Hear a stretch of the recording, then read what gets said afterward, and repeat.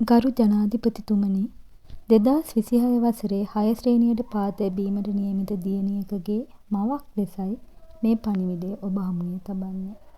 අපේ දරුවෝ කොරෝනා වසංගතයත් එක්ක හැදී වැඩුණ දරුවෝ. පෙර පාසලේ විවිධ ප්‍රසංගයක්වත් ඔවුන්ට හිමි වුණේ නෑ. එක වසරට පා තැබුවේ හඳුනා ගැනීමේ ක්‍රියාකාරකමක්වත් නැතුව.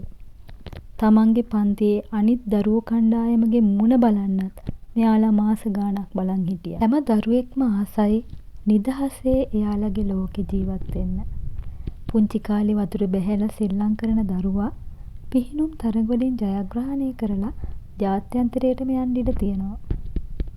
පදක්කම් දිනා ගන්න පුළුවන්. පුංචි කාලේ යාළුවොත් එක්ක එකතු වෙලා පාසලේදී නිවසේදී වැලි සෙල්ලම් කරන දරුවා අනිවාර්යෙන් ක්‍රීඩා තරඟවලදී ජයග්‍රහණය ලබනවා. එයාලගේ ජීවිතයේ එයාලට හම්බ වෙන ගැටලු වලට මුහුණ දීලා එයාලා ඉදිරියට යනවා. රටක සංවර්ධනයට අවශ්‍ය වෙන්නේ මෙන්න මේ වගේ දරුවෝ. නිදහසේ පාට එකතු කරලා සංකල්පනය කරලා ලස්සන ලෝකයක් මවන දරුවා එයාලගේ මනසින් ගොඩාක් දියුණු වෙනවා.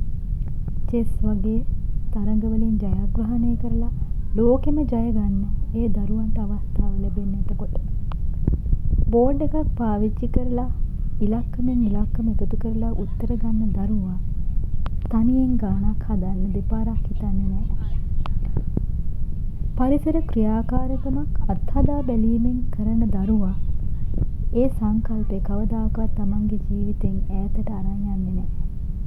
ඒවා එයාගේ ජීවිතේ කවදා හරි අවශ්‍ය වෙන තැනකදී යොදා ගන්නවා. ඉතින් මේ ලස්සන අධ්‍යාපන ක්‍රමය අපේ දරුවන්ට හඳුන්වලා දීලා ඒත් එක්කම එයාලගේ අත්තටු කපලා දාපු එක ඒ ගැන අපිට තියෙන ලොකු කනගාටුවක්. මෙච්චර සාර්ථක අධ්‍යාපන ප්‍රතිසංස්කරණයක් තියෙනවා නම් ඒ දේ ලැබෙන්නම ඕනේ 2025 ශිෂ්‍යත්ව ලියපු 2026 දරුවන්. මේ දරුවෝ කණ්ඩායමට එයාලගේ ලෝකෙ හොයාගෙන යන්න ඉඩ දෙන්න කියලා බොහෝම කාරුණිකව ඔබතුමාගෙන් ඉල්ලා සිටිනවා. මේ වෙනස ලැබෙන්න ඕනේ මේ දරුවෝ කණ්ඩායමටමයි. අලුත් ප්‍රතිසංස්කරණයට යන්නේ ඊළඟ අවුරුද්දේදීම නම් අඩුතරමේ 6-7 ශ්‍රේණි දෙකටම මේ අවස්ථාව ලබා දෙන්න.